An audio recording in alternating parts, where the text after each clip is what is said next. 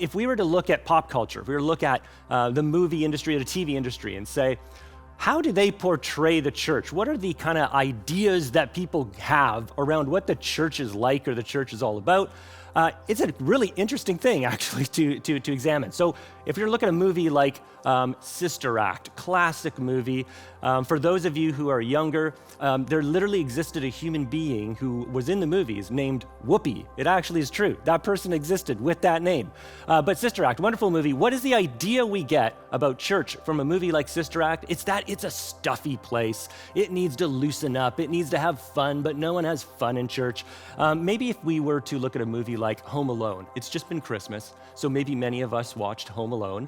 There's a great scene in a church at the end of the movie, Home Alone, where Kevin walks in and he sees the old man, the guy he's been afraid of, and he realizes as he sits down next to him that he's just a normal guy with problems just like him. And also Home Alone tells us maybe there's this kind of nice feeling you can get going to church, because church is a place where you can have a nice feeling time even in the midst of trouble. Okay, what about TV? Something like Mr. Bean. There's obviously a very famous classic episode of Mr. Bean where he's in a church. And what's the idea we get about church from something like that? It's that, oh man, it is boring. Church is boring, is not relevant to anything. And so anyways, this guy ends up doing all these bizarre things during the service because he's bored out of his mind and can't concentrate on what's happening because he doesn't even understand what's happening. So church is out of touch. It's boring. It's dumb.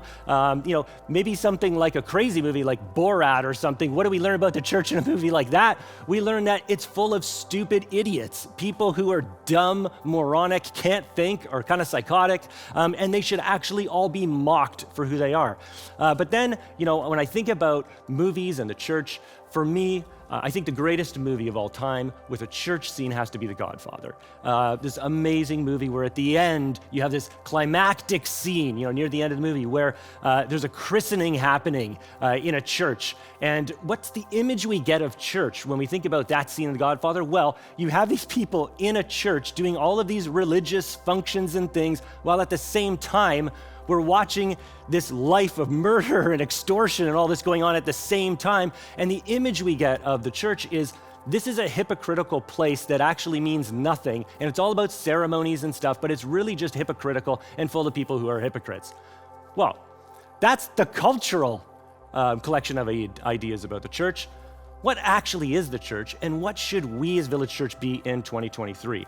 When I think about this, I think about a conversation I had recently with a pastoral mentor of mine, and we were talking about church and Village Church, and he was encouraging me. He was saying, look, Village Church is this really unique thing.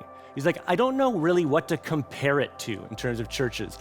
And I think that's good. I think that Village Church occupies a really strange spot in the spectrum of churches in the world and in Canada for sure, where God's actually asked us as a church to do something that is just different. God's asking us to do weird things, to try weird stuff, to really be innovative and push the envelope on things, to be compelling and unfiltered.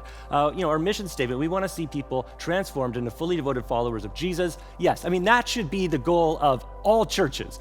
But uniquely as Village Church, there's this thing that we are, that we do, that we're called to maybe be compelling in different ways, to be raw and authentic in ways that maybe push the church forward. We push into spaces that the church then can look at us and go, okay, look at the mistakes maybe they've made, but look at the successes they've had, and maybe we can follow in that. Maybe we're to trailblaze into new places in this country that God wants us to go.